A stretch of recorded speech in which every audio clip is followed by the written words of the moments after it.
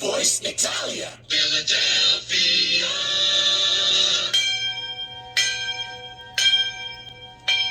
Class is now in session.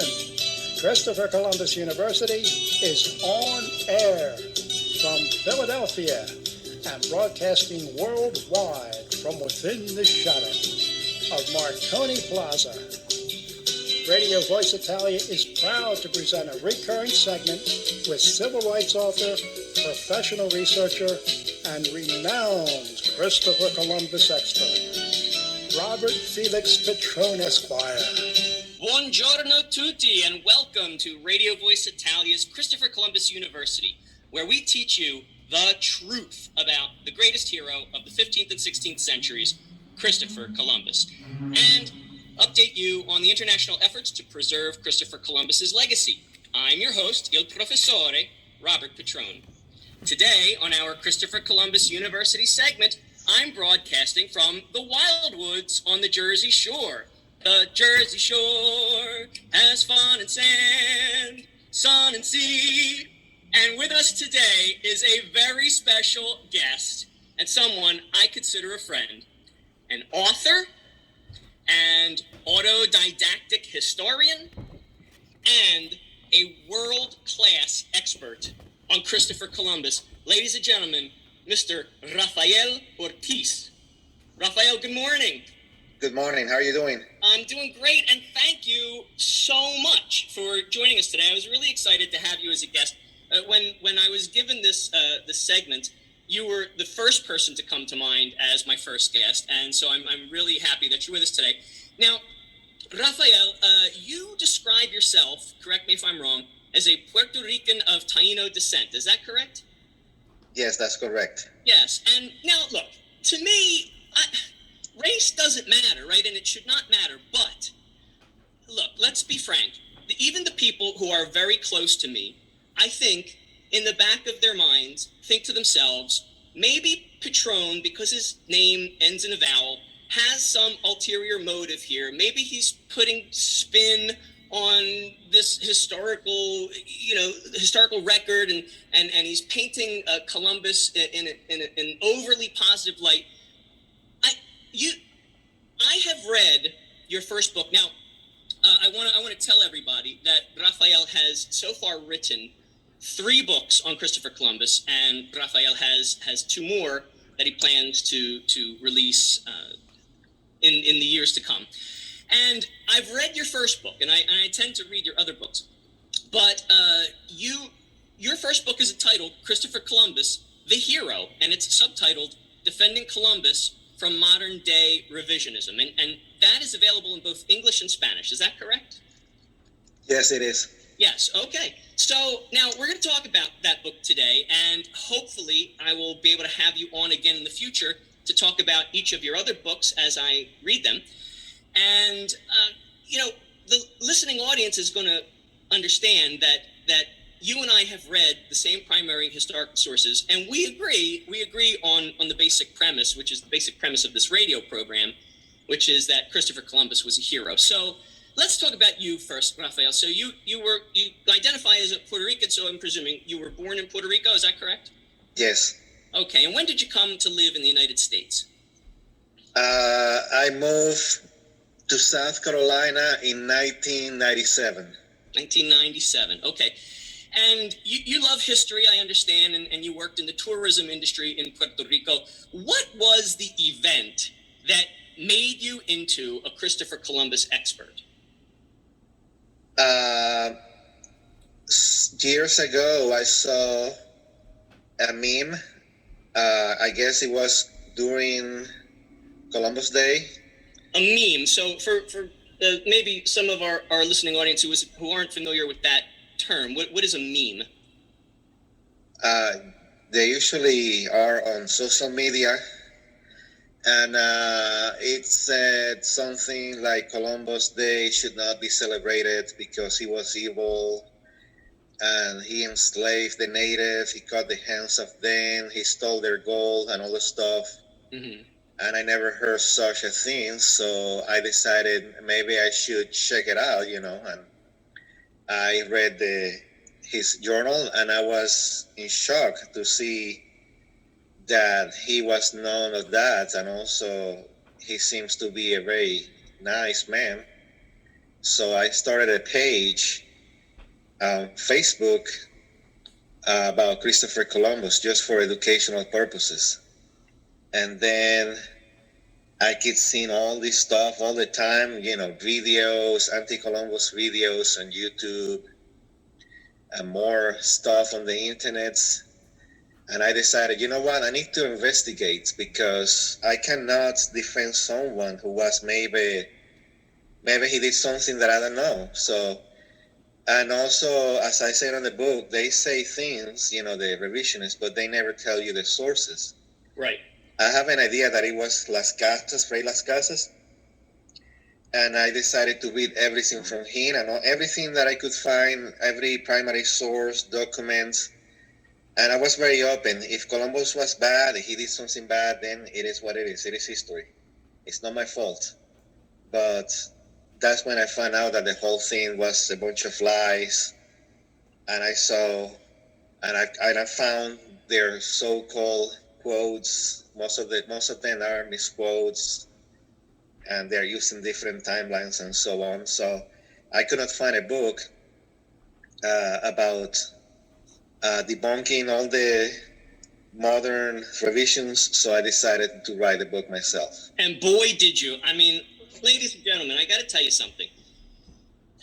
Rafael's book is, if you haven't yet ordered History of the Indies, that was your reading assignment last class. If you haven't yet ordered History of the Indies, and you're thinking, well, maybe you're not going to because you don't really want to slog through, some ancient writing, then please go online. I'm going to give you Rafael's website at the end of this interview. Go online then, if you're not going to read History of the Indies itself, and read Rafael's book, Christopher Columbus the Hero, because it is clear, it is concise, and the arguments that Rafael makes based on the primary historical sources are better than most attorneys' arguments that I deal with on a daily basis. And that's not hyperbole, okay? This man is a very clear and concise writer, and a very persuasive. Now, and it doesn't really take a lot of persuasion to make these arguments. I mean, I'm calling them arguments, but what he's really doing is he's debunking the lies. Each chapter is devoted to one of the lies that you hear about Columbus, and he just quotes the primary sources, and then he explains why the lies are lies, and it's just fantastic. Really, really well done. And, I have to say that Rafael, in the time that Rafael and I have known each other, Rafael, there have been things that you have taught me. So I'll give you an example. One of the things that you often hear quoted by the Columbus detractors, or as Rafael calls them in his book, the revisionists, is this quote from a letter that Christopher Columbus wrote to Doña Juana de Torres while he was being sent back to Spain to answer for the false charges that Bobadilla levied against him. He wrote, there are plenty of dealers who go about looking for girls. Those from 9 to 10 are now in demand. This is the common translation. And for all ages, a high price must be paid. And when I read that in the original Spanish, I assumed that the reference to 9 to 10 are now in demand was a reference to their ages. And I even said that, I think, in a public interview. And Rafael contacted me immediately, and he said, that's not the way I interpret this. He says, it's my interpretation of the original Spanish, go back and reread it, is that 9 to 10 girls are, that's the number of girls that are currently being sold at the time that Columbus is writing this. It's not their ages. And as I had pointed out in the radio interview, and Rafael agreed with me, of course, Columbus isn't bragging about any of this, and he's not endorsing it in any way. He's, in fact, complaining about it and suggesting that the monarchs need to do something about it. So that was something that Rafael taught me. I did go back pursuant to his counsel and reread the original Spanish, and I thought to myself, that's right. Rafael is right. And then another thing, Rafael, is you keep me honest, okay? Not that I don't lie about this stuff, but one time I was being interviewed, and the radio interviewer said to me, so a lot of the Hidalgos, a lot of the Spaniards, they wanted to enslave the Tainos because they thought that the Tainos weren't human and didn't have souls. And I just, we were on a radio station. We were pressed for time. I had a limited segment. I just said, yeah, that's right. And then, Columbus wrote the contrary to the Queen and to the King, saying that they were children of Adam and that sort of thing. Rafael contacted me right away. He said, where are the primary sources? Did the Spaniards say that they don't have souls? And I said, all right, Rafael, yes, that's you're right. They didn't exactly say that. What I was referring to was that the Spaniards often called the Tainos dogs as an insult, and Bobadilla wrote to the crown saying that the Tainos were beastly, and dogs and beasts, under Catholic doctrine, don't have souls, and so I was it was sort of an extended thing. It was shorthand. I was speaking shorthand. But Rafael called me on it and pointed out that I wasn't speaking very precisely, and I learned a lesson from that. And for that, I'm very grateful, Rafael. You're a great... You keep me honest. So let's talk about your book, Christopher Columbus, the Hero, and the subtitle is Defending Columbus from Modern Day Revisionism. Now, I love this one quote. I have a copy of your book in front of me, and I don't know if, the listeners can't see it, but Rafael can see. I've got like little Post-its all throughout the book. It's just chock full of quotable quotes. But one of the earliest quotes that struck me is you say, quote, "A minority of activists are looking to change tradition by taking advantage of some people's lack of knowledge and indifference toward Columbus and his legacy." Now, you call these people activists, which is a very interesting term. Would you say that it's fair also to call these people liars? If they know the truth, yes. If they don't, then they're just ignorant people and they don't even know what they're doing. They're just followers. Yeah. And, would you agree with me? I always say that a simple reading of history of the Indies, or really any of the primary sources, is enough to debunk all of the slander. It's not like nestled cryptically in the text. You don't have to read subtext. Do you agree with that? Yes, many of these people, they don't even care about the truth anyway. Even if you prove them wrong, I have done that before. Mm-hmm. I remember this guy, he was posting these quotes, and I told him, he was quoting from a brief account of the destruction of the Indies. And that book is not about Christopher Columbus. So I told him, those quotes, because at the end he signed, He named all the atrocities on the book that some Spaniards committed against the natives, and then at the end he signed it as Columbus. And I said, that's not Columbus. The book is not even about Columbus. The guy, you know what he did? What? He just censored me from, he blocked me from Facebook. He blocked you. Yeah, they don't even want to hear the truth. Yeah, and you had said earlier, a few minutes ago, you said that they mix up the timelines. And I presume what you mean by that, because I've seen them do this, is that they'll attribute something that happened during the reign of Bobadilla or during the reign of Nicolás Obando, or even like 10 years after Columbus was dead, and they'll attribute that stuff to Christopher Columbus. They just mix up the timeline. Now, you go on to say, quote, "The problem with the activists is their claims are irrational, emotional, and historically inaccurate." And you also go on to say that they, quote, "make claims without providing any sources, and if they do, they are usually the quotes and opinions from revisionists." And I think that's very true. I've seen that all the time. Who are these activists, in your opinion? Radical groups, Marxists, and this is not new. It's been happening for years, and also it had happened in other countries. It has a name. It's called the Black Legend, or the Spanish Black Legend. When they published some of the works of Las Casas, they translated into different languages. So what they did, they portrayed the Spaniards as all evil people. So they would send their pirates to destroy the Spanish colonies in the Caribbean. And now they're doing the same. Now they're saying that they're pirates to destroy the statues of Columbus in the different states and trying to rename Columbus Day for Indigenous Peoples Day, even though there are 2 Indigenous Peoples Day on the calendar. One is in August, and the other is in November. Right. And November is Indigenous Peoples month. Right? Yeah. It's interesting. You called them Marxists, and we could say they're people who sort of oppose the traditional Judeo-Christian values or oppose traditional Western values. I think you even said once to me that they're people who are involved with radical anti-American political groups. Would you agree with those characterizations? Yes. Yeah. And in my opinion, they wanted to start with Columbus and then move. Actually, what made me realize that this is not about Columbus was when I found out that the same group, they want also to rename Thanksgiving Day as on Thanksgiving Day. On Thanksgiving Day, yeah. So that's when I knew, okay, this is not about Columbus. Yeah, how ungrateful. That's exactly right.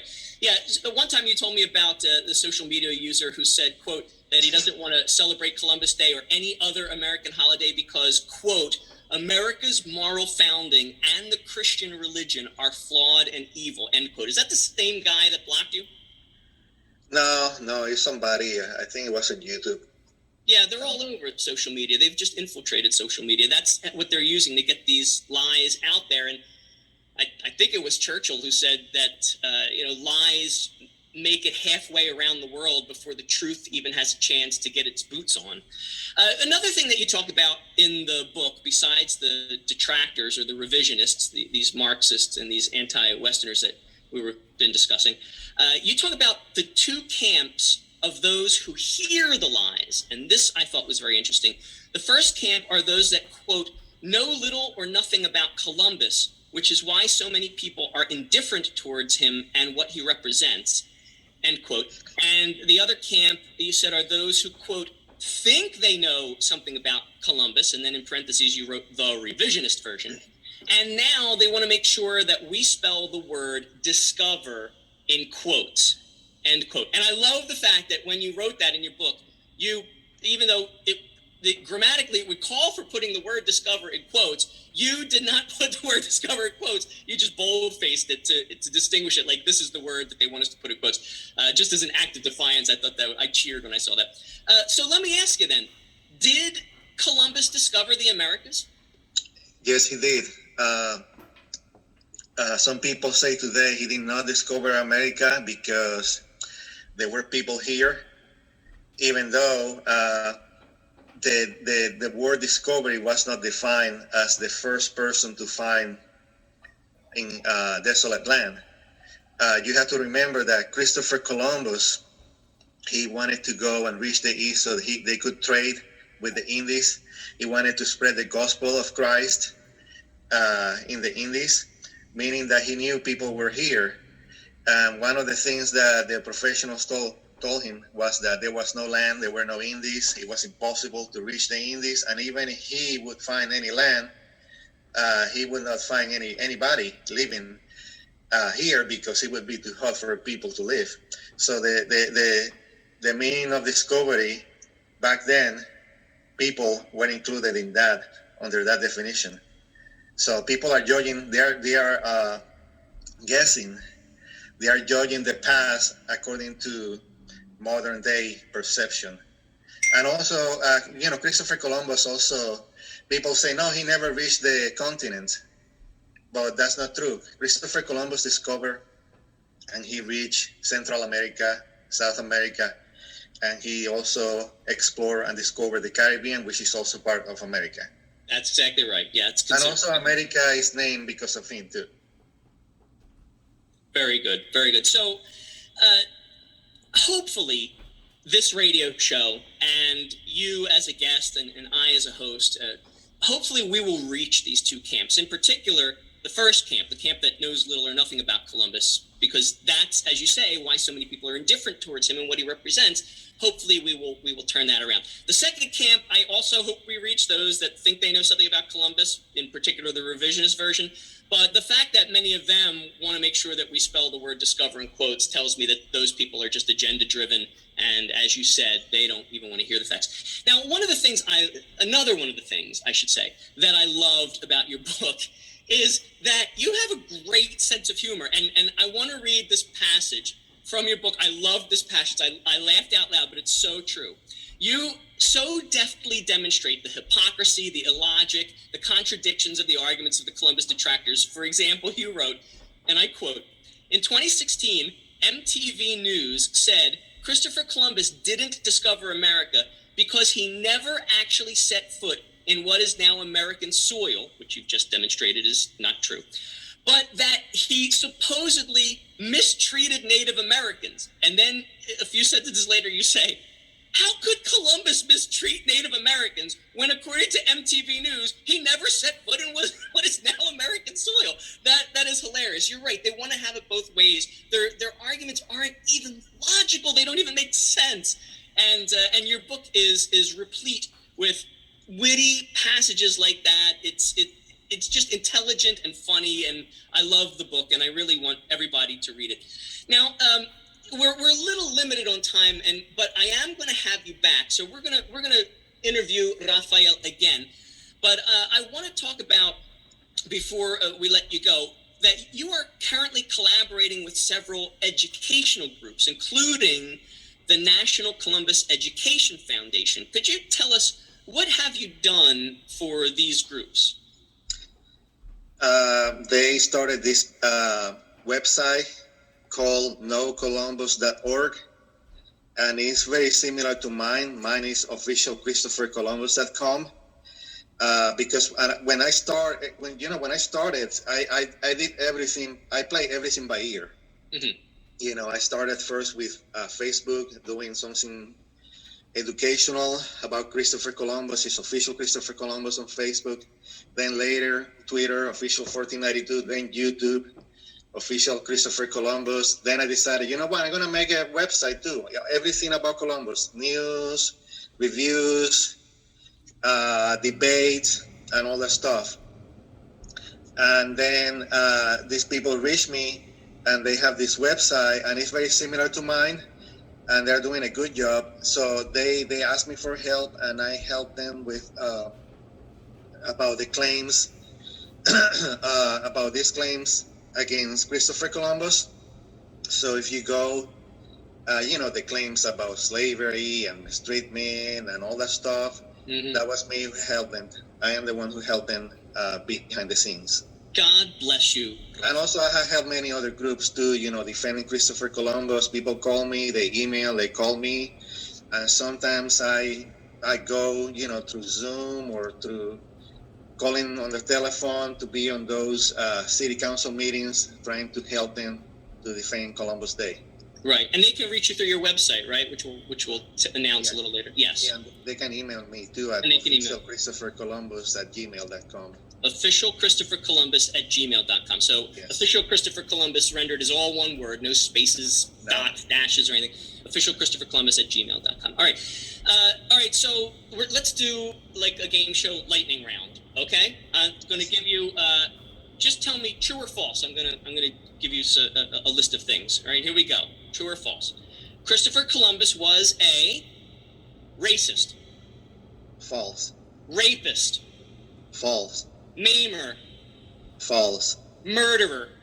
False. Slave owner. False. Grifter. False.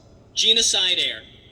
False. Ladies and gentlemen, there you have it. I'm going to say, since Rafael agrees with me 100%, he wins the lightning round. Okay, just tell us, Rafael, what does the future hold for you and your Christopher Columbus-related work, please? As I said, I'm playing everything by ear. I don't know what I'm doing, and I know that right now I'm trying to write another book, and a fifth book for next year. That's what I know right now. Okay, so you already have 3 books out, and we talked today about the book you wrote in 2017, I believe, Christopher Columbus the Hero, Defending Columbus from Modern Day Revisionism. That book is available in English and Spanish on your website, and I'm going to give the website in a moment. You also wrote in 2018 a book called Columbus Day versus Indigenous Peoples Day, and that one is subtitled The Truth Behind the Anti-Columbus Movement. And your third book, which you wrote in 2019, or published in 2019, I should say, is called Christopher Columbus and the Christian Church, and that one's subtitled and why he matters to believers today. Is there anything you're willing to tell us about the upcoming books that you plan to release?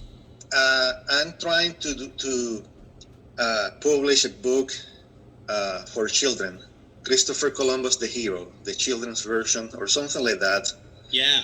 I won't promise it, but I'm trying. I'm working on it. And then next year, I want to release a book debunking the Bobadilla report, because I don't know how I'm gonna title the book yet. Okay. But I recently read it, so I want to address the specific claims from that document. Fantastic. I cannot wait. I'm going to read every single one of these books. All right. Well, ladies and gentlemen, I want to give you Rafael's website where you can get all of the books that he's currently written. And his website, much like his email address, is officialchristophercolumbus.com.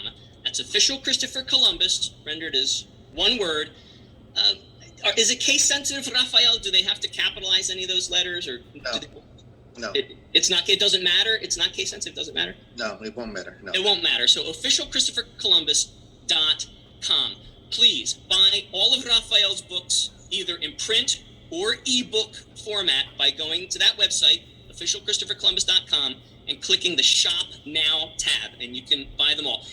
And if you want to start with Christopher Columbus, the hero, I think that's a great idea. Let me give you folks the ISBN number in case you want to get it by some other way, because the Shop Now tab on officialchristophercolumbus.com takes you to Amazon, and some people might want to get it another way. So as I said in an earlier episode, the ISBN numbers for books have changed. They used to be 10-digit numbers, and now they're 13-digit numbers. So the old 10-digit number for Christopher Columbus, the hero, is 154-873-8123. That's 154-873-8123. And the 13-digit ISBN number for Christopher Columbus, the hero, is 978-154-873-8129. That's different. 978-154-873-8129. Rafael, thank you so much for being a guest on our show. I really enjoyed having you, and I'm really looking forward to having you back again. Thank you for inviting me. Oh, it's been not only my pleasure, but my honor. And that's today's class. For more news, articles, and resources about Christopher Columbus as the first civil rights activist of the Americas, icon of Western culture, paragon of Catholic virtue, and greatest hero of the 15th and 16th centuries, visit preservecolumbus.us. That's Preserve Columbus, rendered as one word, .us. And post a little note of appreciation for our webmaster, Tom LaCosta. I'm Il Professore, Robert Petrone. A presto! The Jersey Shore has fun and sand, sun and sea. The Jersey Shore has fun and sun, sand and sea, and Radio Voice Italian.